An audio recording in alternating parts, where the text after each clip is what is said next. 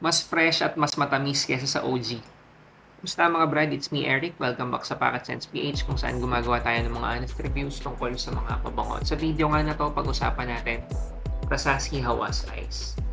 So kung matagal ka nang bumibili ng mga Middle Eastern perfumes, sigurado ako pamilyar ka sa Rasashi, at kung alam mo yung Rasashi, kilala mo ang Hawas. Sobrang popular niya. So isa sa mga mas popular na flanker ni Hawas, itong Hawas Ice.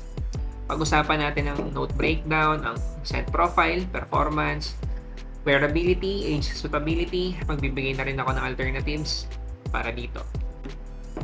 So for the note breakdown, ang top notes niya ay apple, lemon, bergamot at star anise. Ang middle notes niya, plum, orange at cardamom. Base notes, musk, amber, moss, and driftwood. Sa initial spray pa lang nito, very reminiscent na sa amoy ng OG. Pwede mo na rin ikumpara sa Invictus or sa Invictus Aqua kasi yung scent DNA nila magkakalapit naman talaga yung amoy. Ang bright, citrusy, fruity, may sweetness siya. So sa umpisa pa lang din, pwede ko na sabihin, brighter siya tsaka fresher kaysa sa OG. Yung sweetness level niya mas mataas din. Mas mapapansin mo yung sweetness niya. So, magta-transition siya after a few minutes. Meron siyang, wala siyang aquatic notes pero may nafe-feel ka na ang lamig. So, probably galing sa cardamom. Para siyang may minty vibe. Ito tingin ko yung sinasabi nung mga gumagamit na parang ang lamig kapag ginamit to. So, parang menthol. May minty vibe talaga siya after a few minutes. Again, wala siya aquatic notes pero ang lamig niya. So, ang ganda nun para sa mainit na panahon. Yung far dry down niya, maski na woody, katulad din ng OG. So, para siyang blue fragrance na may touch ng fruity sweetness. Yung bubblegummy vibe na meron sa OG, meron din to. Siguro, yun lang. Kung ito si Hawas, bubblegummy, dagdagan mo lang talaga ng freshness saka na sweetness. Taas mo yung level ng dalawa na yun. Kasi magkaamoy talaga sila. I mean, yung core na scent DNA, kapag tinumpara mo yung dalawa, yung OG Hawas saka to, ma-recognize mo na magkapatid. Katulad ng OG, ang playful pa rin niya. Depende sa gumagamit. So, pagdating naman sa performance, yung OG Hawas, mataas yung pagtingin ko. Pagdating sa performance, sobrang okay sa akin. Nagwo-work talaga siya, tumatagal siya, nagpo-project at may magandang sillage. Ilang beses ko na to kinuwento. Yung Hawas OG, gamit ko na wedding scent. Naka-layer sa CD Neem, EDT, saka sa CD Neem Limited Edition Parfum. So gusto ko yung amoy ng Hawas OG. Ito, pagdating sa performance, siguro kung hindi tabla doon sa OG, lamang lang to ng konti. So definitely, aabot ng 10 oras, pwedeng lumagpas. Depende naman lagi sa weather, depende naman lagi sa setting. Yung projection niya, mas malakas. Hindi sila talaga nagkakalayo, no? Sa experience ko, pwedeng may, siguro masishare ko lang kung i-base ko sa experience ko. Pwedeng may illusion na mas malakas yung ng sobra yung projection na ito dahil doon sa cooling effect na nafe-feel after a few minutes nga ng initial spray. Pero siguro honest assessment, kung lamang man ito ng projection, baka konti lang. Malakas din yung OG. In terms of sillage, ganun din. Lamang to, sige, hindi ko sasabihin lamang yung OG, lamang to, pero hindi naman sila nagkakalayo ng gusto. So parehong silang very good dun. So, in terms of performance, excellent. When and where to use? So, tulad ng OG, sa mainit, nag-hesitate lang ako na parang ibuyo kayo na gamitin siya sa sobrang init na panahon. Yung summer natin. Kasi, kahit na sinasabi kong fresher siya kaysa sa OG, tapos may cooling effect, may minty vibe, nagwo-worry lang ako kasi yung tamis niya mas mataas yung level kaysa sa tamis ng OG. So kung sobrang init, pwede makakloy. Yun lang yung concern ko. So be careful na lang kapag gagamitin nyo sa sobrang init. Pero definitely pang pang mainit na panahon. Ang i-monitor nyo na lang or mag-iingat na lang kayo sa number of sprays. Kasi kapag nag-overspray kayo, tapos sobrang init, baka matik na cloying yun. Tandaan nyo, may sweetness siya, tapos ang lakas niya mag-project. Yung CH niya, ganun din, mamaw din. Kaya ingat na lang sa number of sprays. Better siya pang casual kaysa pang formal kasi ang playful talaga nung scent DNA niya. Siguro between Hawas saka Hawas Ice, mas playful to for me. Opinion ko lang kasi yung sweetness nga niya is mas higher notch. So para sa akin, better talaga siya pang casual. Pwede mo gamitin sa office, lesser sprays.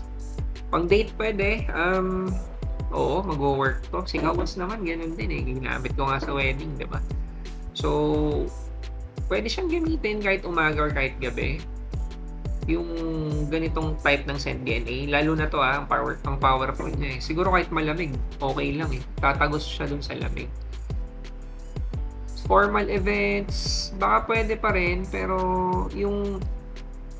Oo, siguro pwede pa rin.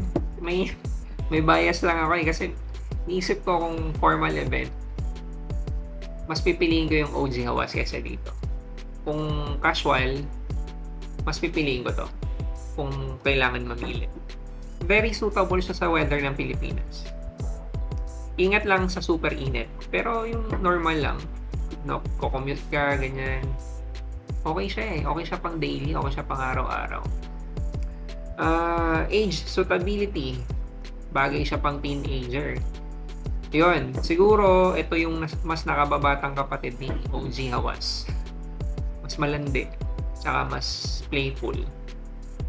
Mas marot, ganun. Mas marot pa yung dating niya kaysa kay OG Hawas.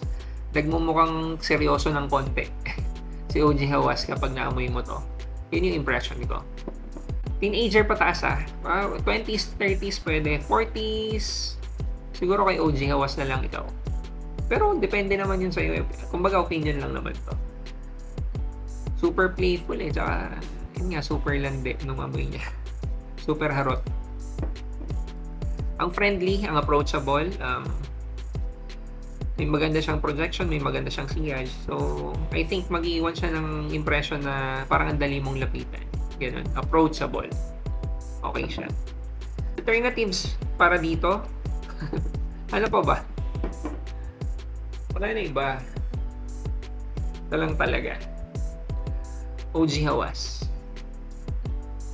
So, kailan ko i-recommend na piliin mo si Hawas? OG. Kapag masyado kang natatapangan dito, kapag masyado kang natatamisan dito.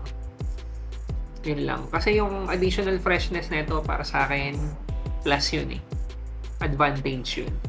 Pero dahil sinamahan ng additional sweetness, it's either plus or minus, depende sa preference mo. Yung mga Invictus, Nadshiria, Hayati, pwedeng alternatives din yun. Yung Nadshiria at Hayati, mas murang options kung talagang tight yung budget. Pero yung Nadshiria at yung Hayati, mas malapit dito kaysa dito. Iba talaga yung cooling effect na meron to eh. Yung additional freshness niya. Okay din eh. Wala pa akong nakita na, or wala pang substitute. Hindi katulad na ito na personal take ko Nadshiria pwedeng substitute dito eh kung budget is an issue. Kuha yung scent DNA. Ito, although sige, same scent DNA, pero yung pagiging malamig niya, hindi makukuha ni Nadshiria eh. May freshness si Nadshiria, pero ibang level kasi din ito. So yun lang siguro yung limitation. Pros and cons, sobrang long lasting. Sinabi ko na sa inyo, 'di ba, excellent. Hindi ka na magrereklamo nun, at least 10 hours na na longevity. Lumalagpas dun eh. Pero yung maka 10 hours ka, siguro sapat na yun. Ilang oras ka ba wala sa bahay? Siguro yung 10 hours parang hindi mo na kailangan mag-respray nun 'no, parang isang buong araw na siya, eh, kung halimbawa work or may activity ka. Saka kung kino-consider mo nga siya na freshie, ako kino-consider ko kasi siyang freshie, eh. Para nga siyang blue fragrance na may touch ng fruity sweetness. So, for a freshie, sobrang long lasting. Mas appealing, oo, Hawas, OG, na Scent DNA o Invictus Scent DNA. Try nyo i-check yung ibang videos dito sa channel na related sa Hawas. Malalaman nyo kung ano yung sinasabi ko. Sobrang mas appealing talaga ng Hawas na Scent DNA. Versatile, oo, kaya ako nga siya binabansagan na blue fragrance na pero may kasunod lang lagi na may touch ng fruity sweetness kasi typically mga blue fragrances hindi ganito katatamis. Diba? Excuse. So yung cons naman niya ay eto, tinake note ko. Pareho naman sila para in fairness naman sa kanya. May mga kakilala ko na sinasabi may something synthetic na amoy sa initial spray particularly. Yung iba dinedescribe na amoy anghit. Tanggal.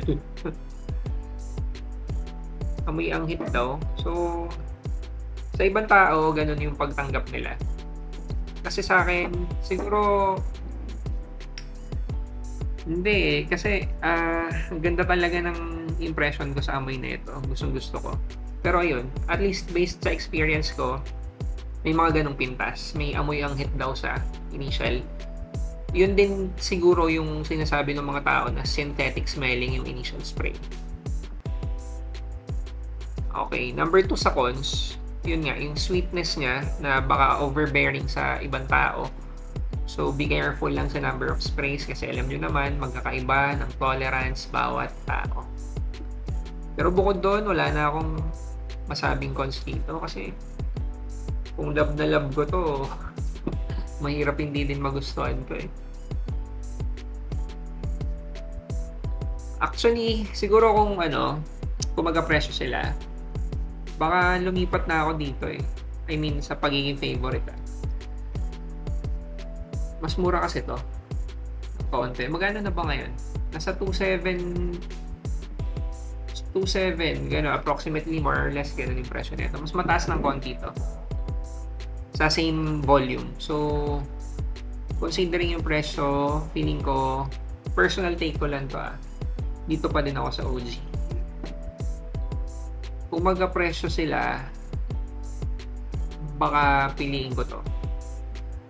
Ang hirap, personal take ko lang to again ang hirap para sa akin na palitan siya. Hindi ganun ka-remarkable for me. Kung ipa-factor in ko yung experiences kasi ginamit kong wedding scent. At kahit na paulit-ulit ako sinasabi ko na same scent DNA, yung core ng amoy, pag naamoy mo yung bawat isa, alam mo yung difference. Mapapansin mo, noticeable yung differences ng amoy nila. So, yun. Okay na alternative siya for Hawas kung gusto mo nung mas malakas yung freshness, mas malakas yung level ng sweetness. Okay siya. Siguro pwede ko rin sabihing mas youthful, mas playful kaysa sa OG. Kulit no? Yung OG, playful na pero mas playful pa to tsaka mas malandi So, yun. Solid na freshie na may solid na performance. Kung may nakalimutan ako sabihin na gusto nyo i-comment, kasi alam ko maraming gumagamit nito at maraming nagtatanong kung okay siya for summer. Sinabi ko na kanina, pwede talaga siya. Be careful lang with the trigger, lalo na kung gagamitin nyo sa sobrang init. Kung nagamit nyo na to, lagay nyo sa comment section. Saka, lagay nyo na rin kung ano mas gusto nyo gamitin dito sa dalawa. Thank you.